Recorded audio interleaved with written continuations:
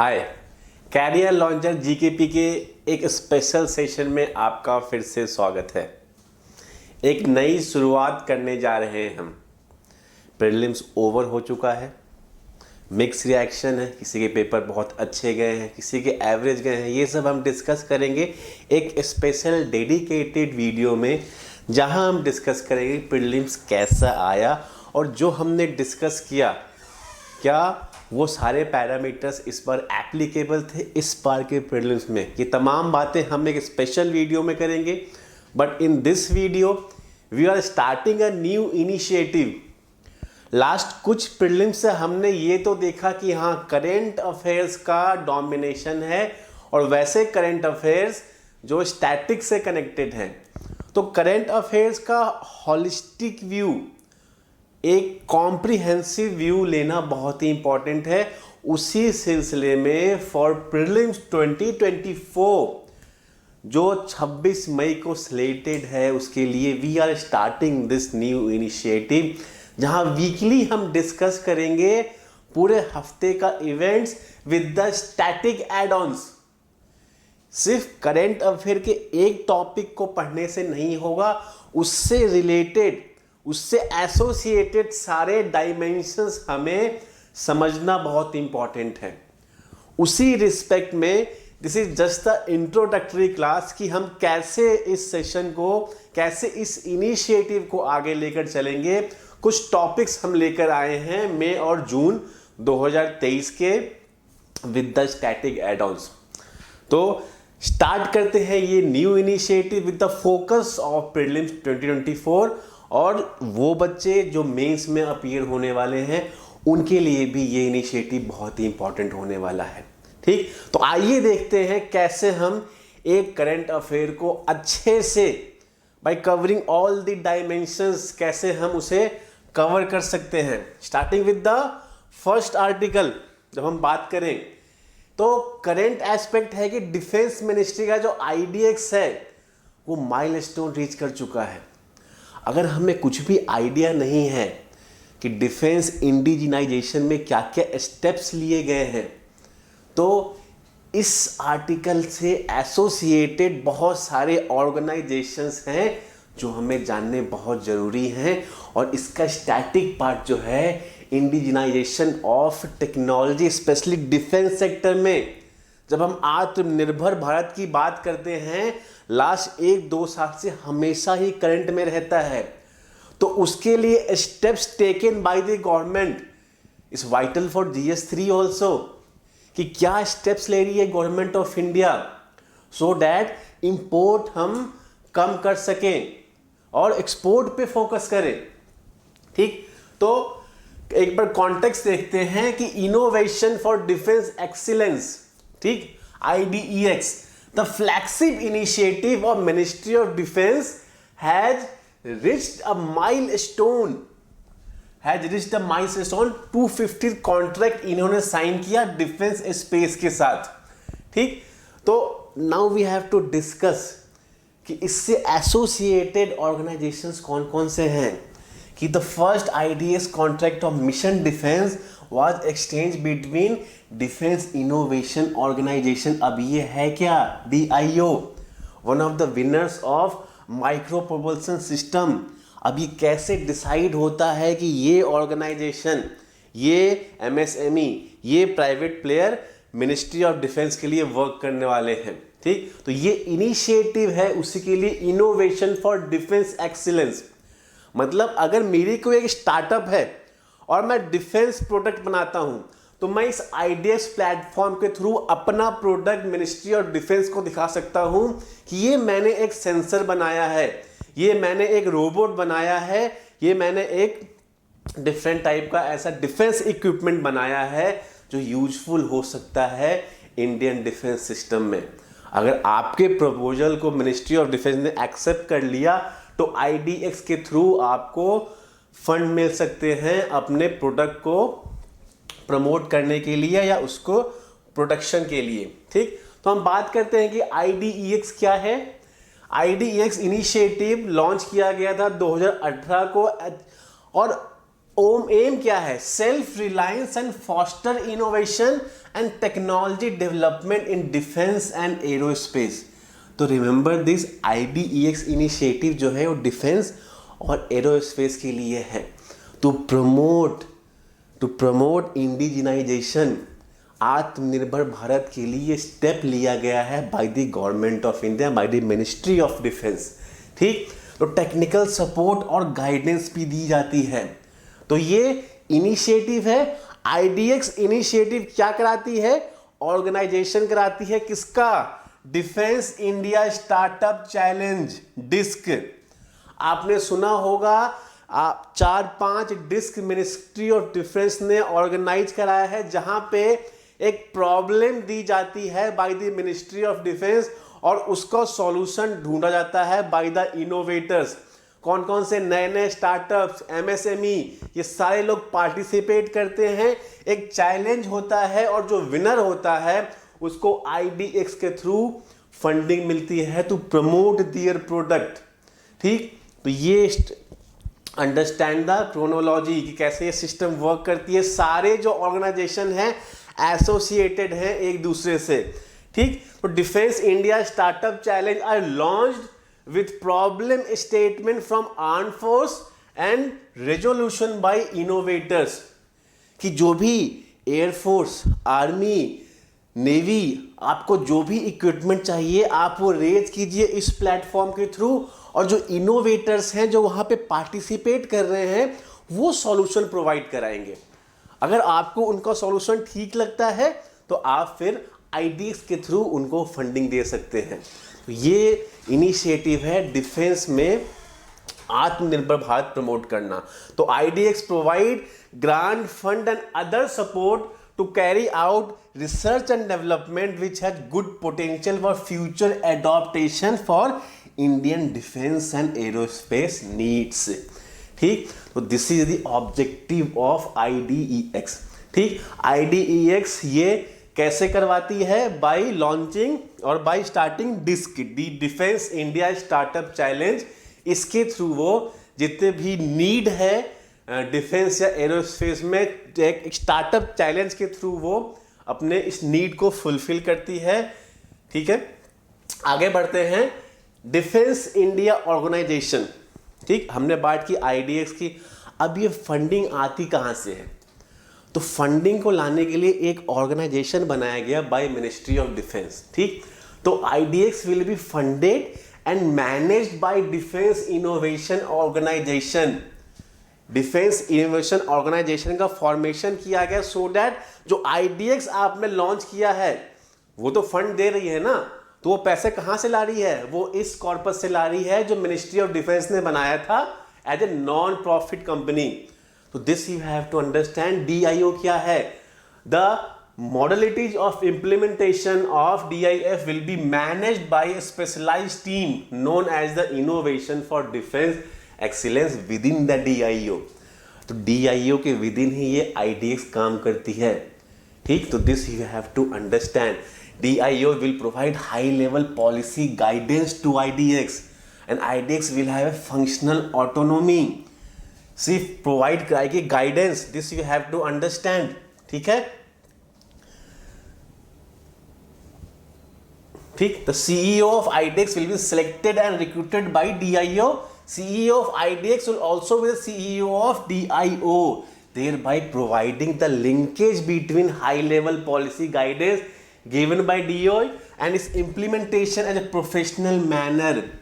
कहने की बात है कि DIO एक अम्ब्रेला विंग है जो टेक केयर करेगी IDEX का by giving them proper autonomy, कि आप डिस्क चैलेंज करवाइए, आप इनोवेशन लाइए, आप प्रमोट कीजिए, आप फंडिंग कीजिए। We are there as a parent, हम देखेंगे कि आप ठीक से काम कर रहे हैं कि नहीं, हम आपको फंडिंग में हेल्प करेंगे। तो this was the objective of DIO। तो organisation DIO which has been formed as a non for profit organisation. ठीक, 2 फाउंडर्स कौन कौन से थे डिफेंस पब्लिक सेक्टर के, ये आपको याद रखना है। ठीक, हिंदुस्तान एरोनॉटिक्स लिमिटेड और भारत इलेक्ट्रिक्स लिमिटेड, ये HAL BEL, इन्होंने फंड किया है to start this DIO initiative. So this you have to understand. IDX will be function as the executive arm of DIO, carrying out all the required activity, while DIO will provide high level policy guidance to IDX. So this is how the IDX and DIO will work. And so this we have to understand. ठीक है. अब बात करते हैं innovation fund. अब fund तो चाहिए, तो उसके लिए डिफेंस इनोवेशन फंड है. जो भी पैसे आपको रिसर्च एंड डेवलपमेंट के लिए देने हैं, डिस्क चैलेंज के थ्रू जो भी जीते उनको फंडिंग कहां से मिलेगी? तो उनको फंडिंग मिलेगी डिफेंस इनोवेशन फंड DIF के थ्रू. कौन परमिट करेगा? DIO. This we have to understand. ठीक.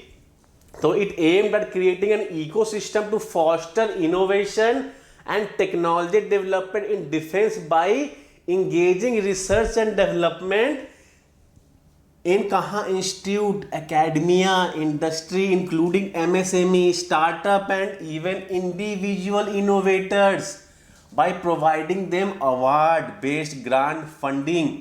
हमने क्या बात की थी? Disc challenge. डिस्क चैलेंज में कोई भी पार्टिसिपेट कर सकता है अगर आपके पास डिफेंस इक्विपमेंट का कोई आइडिया है, अगर आपके पास एरो स्पेस बनाने का कोई आइडिया है, आप अपना आइडिया डिस्क प्लेटफॉर्म के थ्रू पिच कर सकते हैं. अगर आपका आइडिया अच्छा लगा तो आपको फंड मिल सकता है उस आइडिया को, उसका प्रोटोटाइप और उसका एडवांस वर्जन बनाने के लिए आपको हेल्प मिल सकता है, आपको R&D के लिए सपोर्ट मिल सकता है. और ये सब कौन ऑर्गेनाइज करा रहा है? IDEX. ठीक. और ये फंडिंग कहां से मिल रही है? तो डिफेंस इनोवेशन फंड एक बनाया गया है, और जिस फंड में जो पैसे दिए गए हैं वो पैसे इन्हीं सब इनिशिएटिव के लिए दिए गए हैं. तो this we have to understand the basic difference कि IDX क्या है, DIO क्या है और DIF क्या है. ठीक. तो the same is propose to be implemented through a non for profit company. जो DIO है, तो DIF था इनोवेटिव फंड बनाया गया कि ये फंड है, इसको कौन देख रहा है? DIO. जहां पे 2 आपके PSU हैं, उन्होंने फंड यहां पे कॉर्पस दिया है, वो कॉर्पस यूज करती है IDX to promote research and development through which initiative? Disc.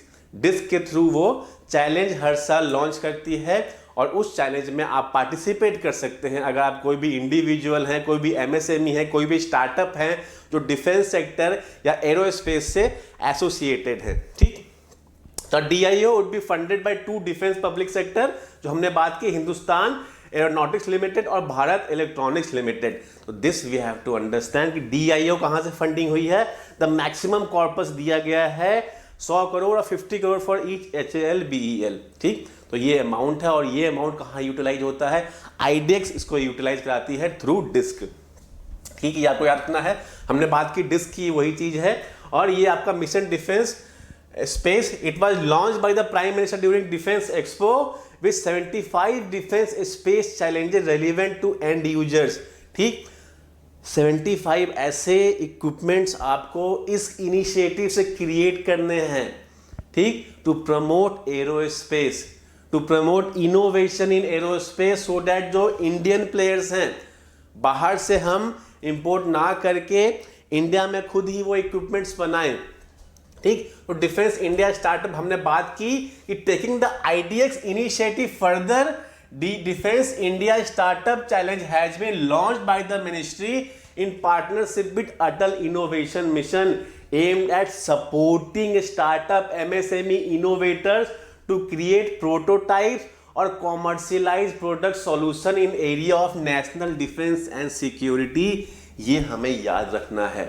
ठीक. तो ये सारे इस आर्टिकल का लेने का मतलब ये था कि आपको ये समझ में आए कि एक आर्टिकल से एसोसिएटेड जितने भी ऑर्गेनाइजेशंस, टॉपिक्स, टर्म्स, वो भी हमें जानना बहुत जरूरी है. ठीक. तो ये हमने बात की. इसमें भी इससे रिलेटेड एक और टॉपिक आता है स्प्रिंट चैलेंज. हमने बात की डिस्क था आपका डिफेंस मिनिस्ट्री के लिए.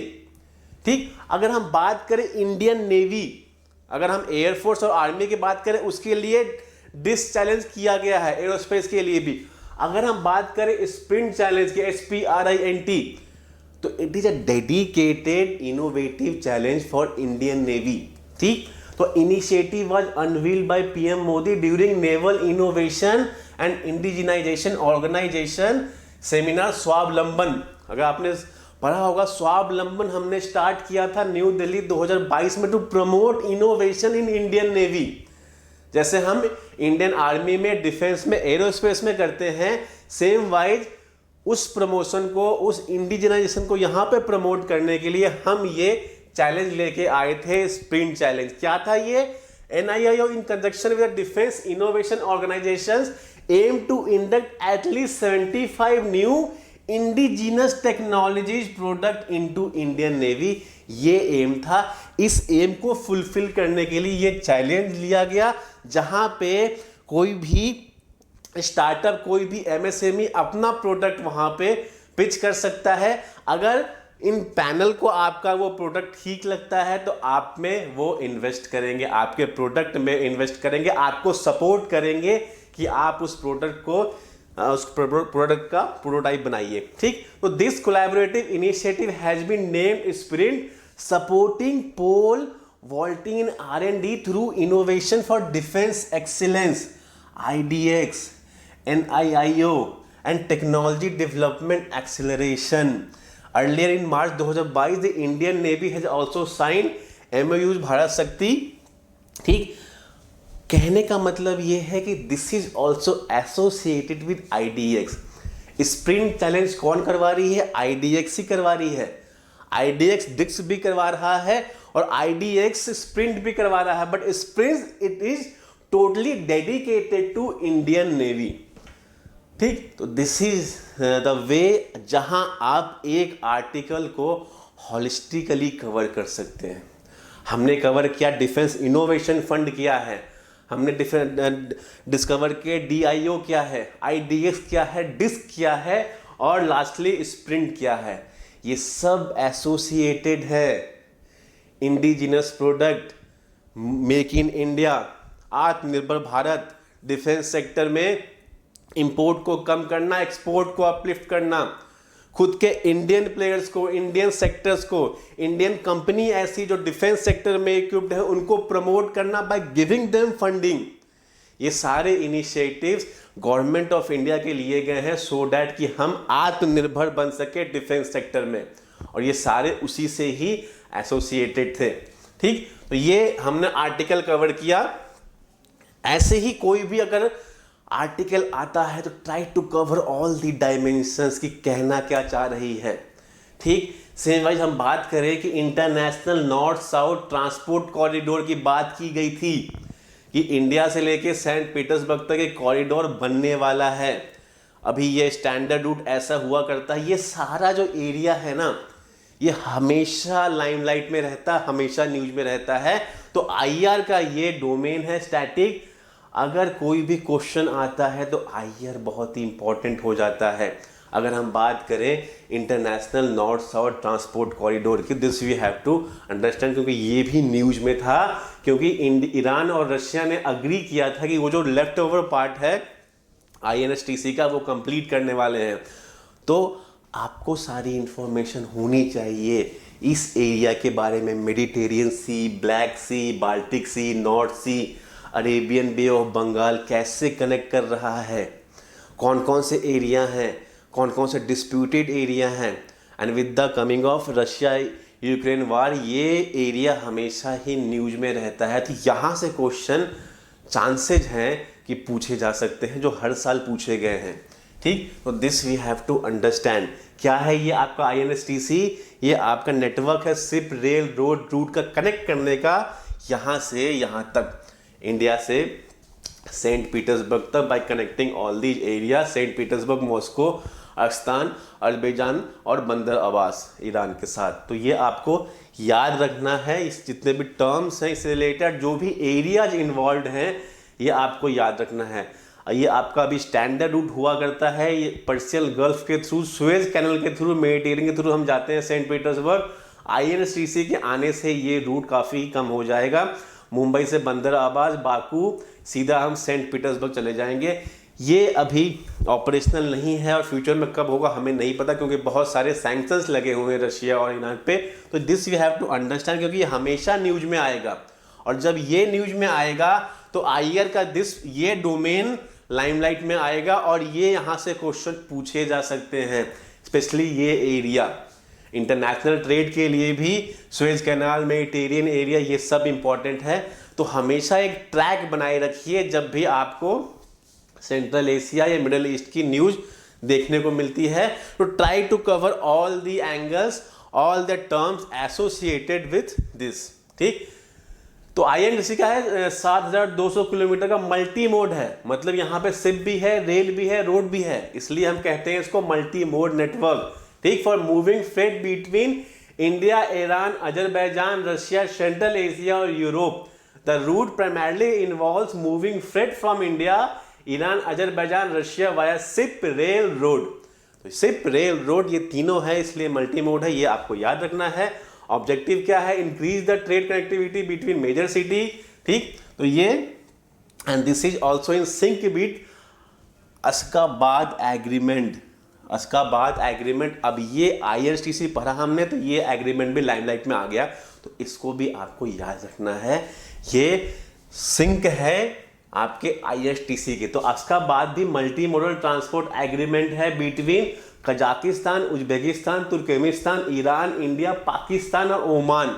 ये उसी का सिंक है, आईआरसीटीसी का ही। उसमें ये कंट्रीज भी ऐड हैं जो एक अलग से एग्रीमेंट इन्होंने बनाया था इन द ईयर 2016। ठीक, तो ये आपको याद रखना है अबाउट दिस एग्रीमेंट कि इंडिया और पाकिस्तान भी इसका पार्ट है। ऑब्जेक्टिव वही है, ट्रेड रूट को इनहेंस करना। ठीक, Ashgabat in Turkmenistan is the depository and Qatar subsequently withdrew from the agreement in 2013। Same year Kazakhstan applied किया था, उनको ये एग्रीमेंट में मेंबर बना दिया गया था। ठीक, पाकिस्तान ने भी ज्वाइन किया है agreement. Build the Iran Turkmenistan Kazakhstan railway line and coordinated several other significant infra product. तो वो एरिया सेंट्रल एशिया, मिडिल, ये एरिया बहुत ही इंपॉर्टेंट है, क्योंकि हमेशा ये लाइमलाइट में रहता है। ऐसे एग्रीमेंट्स, ट्रेड एग्रीमेंट्स, रूट, ये सब आपको याद रखने हैं। ठीक, क्योंकि ये हमेशा ही न्यूज में आते हैं और map based question, location based question यहाँ से पूछे जाने की बहुत ही उम्मीद होती है। तो ये आपके माइंड में हमेशा रहना चाहिए कि ये मैप मुझे अच्छे से याद है, यहाँ पे अफगानिस्तान है, यहाँ पे बाल्टिक सी है, यहाँ पे ब्लैक सी है, और ये मेडिटेरियन है, ये पर्सियन गल्फ है, और ये सारे गल्फ यहाँ पे काम कर रहे हैं। ये हमेशा क्रिस्टल क्लियर होना चाहिए आपको। ठीक है, बात करें कि एक और आर्टिकल आया था कि riverine based religious tourism circuit बनने जा रहे हैं। कहाँ? गुवाहाटी में। तो स्टैटिक क्या है कि गवर्नमेंट की scheme to promote this riverine tourism और ट्रेड इन्हेंस कर सकें। और दूसरा हम कह सकते हैं कि इंफ्रास्ट्रक्चर डेवलपमेंट, यहाँ से भी इस सेक्टर को भी कवर करना बहुत ही जरूरी है if we are covering this article. तो न्यूज़ क्या था कि मेमोरेंडम ऑफ अंडरस्टैंडिंग साइन की गई थी riverine based religious tourism circuit among inland water authority of India. ठीक, Sagarmala development corporation STCL, Assam tourism and department of inland waterway, सारे organisation इस MOU से एसोसिएटेड हैं। तो पहला पॉइंट तो यही है कि आपको सारे ऑर्गेनाइजेशन के बारे में पता होना बहुत ही ज़रूरी है कि किस फील्ड में वर्क करते हैं। और सेकंड, गवर्नमेंट का initiative to promote riverine based tourism और रिवराइन बेस्ड ट्रेड। ठीक, हाल ही में हमने देखा कि पटना वाराणसी से भी पहला रिवर क्रूज स्टार्ट किया गया इन टुवर्ड्स असम। तो ऐसे बहुत सारे initiative government of India promote कर रही है to uplift the riverine tourism. ठीक, तो MOU will facilitate modern ferry service. ठीक, और ये कहाँ हो रहा है? रिलीजियस साइट जो है कामाख्या, पद्म, जो भी आपके गुवाहाटी के साइट्स हैं असम में, वहाँ पे ये प्रमोट कर रहे हैं रिवराइन टूरिज्म को। ठीक है, तो ये इससे एसोसिएटेड जो ऑर्गेनाइजेशन है inland water authority of India, ये एक स्टैट्यूटरी ऑर्गेनाइजेशन है। क्या करती है, फंक्शन क्या है, ये पता होना चाहिए हमें। इंडिया वाटरवे के बारे में हमें स्टेटस पता होना चाहिए कि इंडिया वाटरवे को प्रमोट करने के लिए गवर्नमेंट ऑफ इंडिया क्या क्या इनिशिएटिव लेकर आई है। ये जो इनिशिएटिव था riverline tourism was also the part of this India's waterways. तो India has an extensive network of inland waterways in form of rivers, canals, backward and creeks. तो ये आपको याद रखना है, जो इनलैंड वाटरवे है वो किससे बनता है? रिवर्स, कैनल्स, बैकवाटर्स और क्रीक्स, ये इनका एक्सटेंसिव नेटवर्क है। द टोटल नेविगेबल लेंथ जो है 14,500 है, बट आयरनी ये है कि हम सिर्फ 0.1% यूटिलाइज कर पा रहे हैं इस इनलैंड वाटरवेज का, जबकि अदर डेवलप्ड कंट्री में देखें तो ये फिगर है 21% for United state. The total cargo moved by the inland water was just 0.1 of the total inland traffic in India. तो इनलैंड टूरिज्म को या इनलैंड कार्गो को प्रमोट करने के लिए, इनलैंड वाटरवे कार्गो को प्रमोट करने के लिए गवर्नमेंट ऑफ इंडिया क्या क्या इनिशिएटिव ले रही है, स्कीम कौन कौन से हैं, ऑफर्स कौन कौन से हैं कि आप इस फील्ड में आइए, आप प्रमोट करिए इसको, वो कौन कौन से इनिशिएटिव हैं ये आपको जानना बहुत ही ज़रूरी है। ठीक, तो ये है इनलैंड वाटरवे का स्टेटस। और इसके लिए Sagarmala development company to promote this, to promote port led development, ये इनिशिएटिव है। Government of India has formed a special purpose vehicle Sagarmala development company limited, ठीक, to achieve the objective of Sagarmala programme. क्या है objective? Port led development under the ambit of Sagarmala logistic cost for both domestic and EXIM cargo. जो domestic cargo हैं और जो cargo बाहर से जाते हैं उनका कॉस्ट को कम कर सके, जो पोर्ट्स हैं उनका डेवलपमेंट हो सके, ये सारे इनिशिएटिव्स कहाँ हैं? It intends to create among other port and transshipment hub of international standard to generate economic activity all along the Indian coastline with participation of coastal community। तो ये प्रोजेक्ट है आपका सागरमाला डेवलपमेंट। ये किससे एसोसिएटेड है? ये पोर्ट डेवलपमेंट से associated है और इसने भी MOU साइन किया है रिवरलाइन टूरिज्म को प्रमोट करने के लिए। तो इनलैंड वाटरवेज के लिए गवर्नमेंट ऑफ इंडिया के कौन कौन इनिशिएटिव्स हैं जो हम प्रमोट कर रहे हैं? बीते दिनों हमने देखा है कि बहुत सारे ऐसे कार्गो वेसल्स हैं जो कोल और अदर मटेरियल लेके वाराणसी से और पटना वाले एरिया से गए हैं असम तक। इससे बेनिफिट ये है कि जो ट्रक के थ्रू हम लेके जाते हैं उससे इसकी कॉस्ट काफ़ी कम है। तो इस फील्ड में ये अनटैप्ड पोटेंशियल है जहाँ पे एक्सप्लोरेशन की बहुत संभावनाएं हैं। तो उसके लिए गवर्नमेंट ऑफ इंडिया की कौन कौन सी इनिशिएटिव्स हैं और ये आगे भी बीते आने वाले सालों में भी या महीनों में हमें देखने को मिलेगा कि ऐसे बहुत सारे कार्गो वेसल्स हैं जो अब स्टार्ट हो रहे हैं between the national water highway 1। ठीक, तो ये आपको याद रखना है जो हमने डिस्कस किया। फोर्थ है कि प्राइम मिनिस्टर की विजिट हुई, कहाँ कहाँ हुई? Japan, Papua New Guinea and Australia. तो स्टैटिक डोमेन क्या है? Bilateral relation. Bilateral relation India के रिलेशन इंडो पैसिफिक रीजन में और स्पेशली विद द जापान जब वो G7 में गए थे, specially with the Papua New Guinea जहाँ पे उन्होंने बहुत सारे इनिशिएटिव्स लॉन्च किए और ऑस्ट्रेलिया जहाँ पे उन्होंने बहुत सारे MOU साइन किए।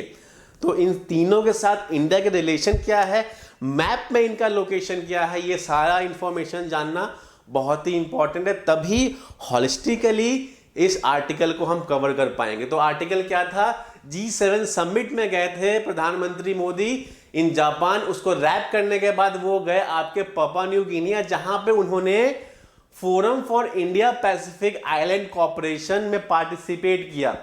अब ये बात जाननी बहुत ही इंपॉर्टेंट है। इसके साथ ये भी जानना इंपॉर्टेंट है इंडिया का इनिशिएटिव क्या है इन द इंडो पैसिफिक जो आइलैंड कंट्री है उनके लिए इंडिया ने क्या इनिशिएटिव लिया है। ठीक, ये भी जानना बहुत ही इंपॉर्टेंट है। तो Modi visit to Papua New Guinea on the second leg of his 3 nation tour is the first ever by any Indian prime minister. He arrived here from Japan where he attended the summit for G7। ठीक है, फिर बात करते हैं कि forum of Indian Pacific island corporation क्या है, FIPIC। कि it was launch during prime minister Narendra Modi visit, दो जब बनते ही वो गए थे फिजी 2014 में, इफ यू रिमेंबर, तब उन्होंने इस ऑर्गेनाइजेशन की स्थापना की थी। It is a multinational grouping developed in 2014, cooperation between India and 14 Pacific island Nations. तो ये सारे आइलैंड नेशंस का लोकेशन बहुत ही इंपॉर्टेंट है, और इंडिया क्या क्या इनिशिएटिव ले रही है इन देशों के लिए, क्या क्या बेनिफिट्स दे रही है, क्या कोऑपरेशन कर रही है, क्या एमओयू साइन किया है, हमारे ट्रेड रिलेशन, बायलैटरल रिलेशन कैसे हैं, डिप्लोमेटिक रिलेशन कैसे हैं इन देशों के साथ, ये जानना बहुत ही इंपॉर्टेंट है। ठीक, ऑल हेड्स ऑफ स्टेट और head of government of the above country met in Suva Fiji in November 2014 for the first time, where annual summit हुआ था, and India engagement with 40 Pacific island countries is part of India's act east policy. ठीक, तो ये भी important है जानना, India का act east policy क्या है। ठीक, इस आर्टिकल से एसोसिएटेड ये सारे आर्टिकल है बायलैटरल रिलेशन से के, जो आपको जानने बहुत जरूरी है कि इंडिया का पोजीशन क्या है towards this Pacific nation.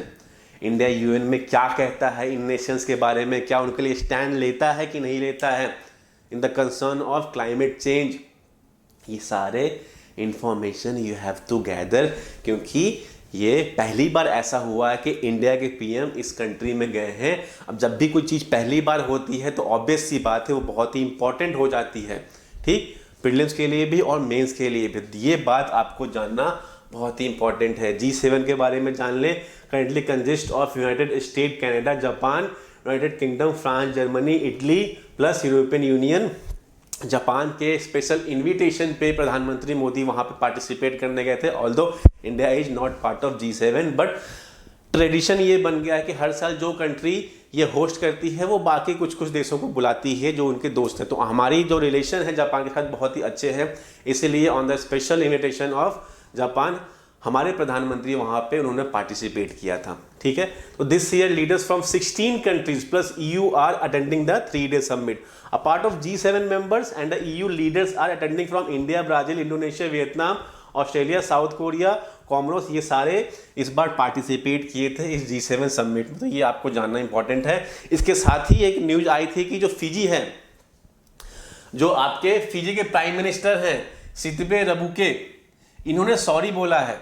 Sorry इसलिए बोला है कि एंटी इंडियन कूप हुआ था फिजी में 1987 में। ठीक, क्यों हुआ था? क्योंकि over through the democratically elected government of prime minister Timoci Bavadra, ये फर्स्ट इंडो फिजियन थे, Indo Fijian to lead the country, democratically elected हुए थे। दो पॉपुलेशन है, एक तो फिजी की पॉपुलेशन, फिजी एथिकल, और दूसरे इंडियन पॉपुलेशन। ऐसे लोग जो ब्रिटिश द्वारा लेके गए थे फिजी में वहाँ पे कल्टीवेशन करने के लिए, और इवेंचुअली वहीं के होके रह गए। तो ये दो सेक्शन ऑफ पीपल वहाँ रहते हैं, और ये फाइट तभी हुई थी क्योंकि एक large portion of people consisted of Indian origin का एक प्राइम मिनिस्टर वहाँ पे इलेक्ट हो गया था, जिससे कि एंटी इंडियन कूप हुआ था। तो Rabuka, who was then the army lieutenant colonel, entered Fiji parliament, arrested the prime Indian origin prime minister Bavadra and suspended the constitution. इन्होंने अब जाके सॉरी बोला है कि जो भी हमने किया उसके लिए हम बहुत बहुत सॉरी हैं। तो ये एंटी इंडियन कूप ऑफ 1987 आपके लिए जानना बहुत ही इंपॉर्टेंट है, क्योंकि पहली बार ऐसा हुआ था, डेमोक्रेटिकली इलेक्टेड गवर्नमेंट को इन्होंने गिरा दिया था। ठीक है, तो ये भी न्यूज में था। बात करते हैं कि थिरुकुल्लल, ये भी एक आपका नॉवेल है जो न्यूज में है। न्यूज में क्यों है कि इंडियन प्राइम मिनिस्टर और पापुआ न्यू गिनिया के प्राइम मिनिस्टर्स ने रिलीज की है टोक पीसियन लैंग्वेज में थिरुकुल्लल को। तो ये डोमेन क्या है? आर्ट एंड कल्चर का। थिरुकुल्लर के बारे में सारी इंफॉर्मेशन जाननी बहुत ही जरूरी है कि Thirukkural also called the Kural as a classic Tamil text written by Thiruvalluvar, believed to have lived in some time between the 2nd century BC and 5th century. It has an immense influence of Tamil culture. This is the all information about Thirukular that you have to remember. किस context में? Art and culture में। Art and culture का हमने discuss किया, ऐसे ही syllabus बहुत ही vast है, तो जो भी टर्म आए लाइमलाइट में, न्यूज में, उसको नोट डाउन कर लीजिए। उससे रिलेटेड जितने भी एस्पेक्ट हैं उसी को रीड करके हमें जाना चाहिए प्रीलिम्स में। ये एडवाइजेबल है क्योंकि सारे टॉपिक्स हम कवर नहीं कर सकते हैं। तो दिस इज अबाउट थिरुकुलर जो न्यूज में था। और लास्ट में देख लेते हैं, रिसेंटली पार्लियामेंट, नया पार्लियामेंट 2.0 इनॉग्रेट हो गया बाय द प्राइम मिनिस्टर। उसमें बात की गई थी, सेंगोल को रखा गया है। अब सेंगोल के बारे में ये भी आर्ट एंड कल्चर से रिलेटेड है। किससे? चोला डायनेस्टी बहुत टाइम से न्यूज में है, अगर आप ट्रैक कर रहे हैं तो। कुछ स्टोलन आइडल्स हमें मिले थे, वो भी चोला डायनेस्टी के थे। तो जब भी कोई ऐसा टर्म आर्ट एंड कल्चर का न्यूज में हो, उसको ट्रैक में रखिए, क्योंकि वहां से पूछे जा सकते हैं GS 1 में भी क्वेश्चन और पूछे जा सकते हैं प्रीलिम्स में भी क्वेश्चन। ठीक, तो क्या है कि ऑन अगस्त 14, ये सिग्निफिकेंट क्यों है? इसको पार्लियामेंट में रखा गया है, जो नया पार्लियामेंट है वहां रखा गया है। सिग्निफिकेंट क्यों है?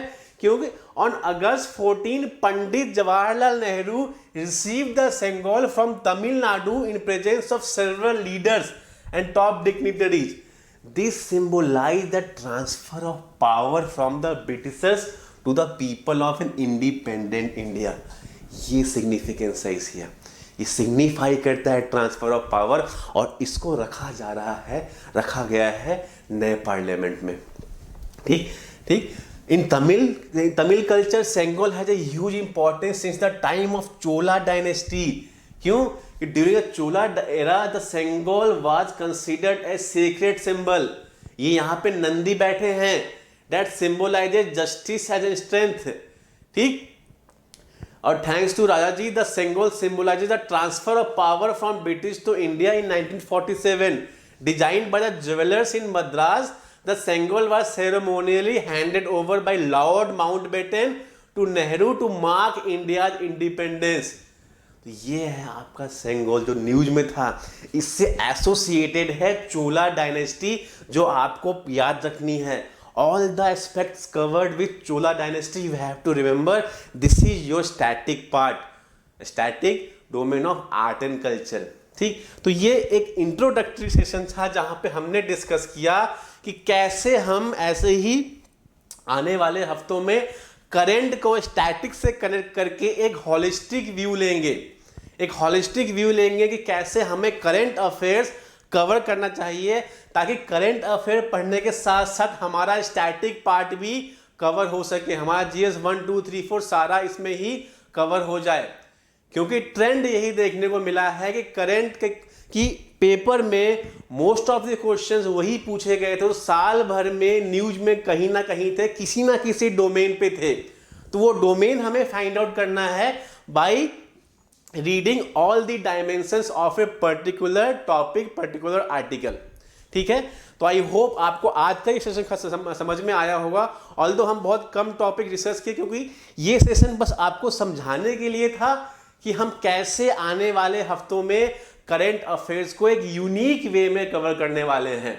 ठीक, कोई भी पोर्शन नहीं छोड़ने वाले हैं हम करंट अफेयर का। अगर कोई भी आर्टिकल आता है, किस थीम से है, किस डोमेन से है, कौन कौन से ऑर्गेनाइजेशन इन्वॉल्व हैं, ये सब कुछ हम कवर करेंगे। ठीक, तो स्टे ट्यून फॉर मोर जब करंट मेट स्टैटिक, ये हमारा इनिशिएटिव है। इस टैगलाइन के अंडर हम हर हफ्ते ऐसे ही कुछ आर्टिकल्स आपके सामने लाएंगे और आपको समझाएंगे कैसे आप कनेक्ट कर सकते हैं इसको स्टैटिक से। तो with that note I am taking your leave. हम मिलेंगे नेक्स्ट सेशन में with some more interesting current affair articles and the analysis of this year prelims. So till then, goodbye and take care.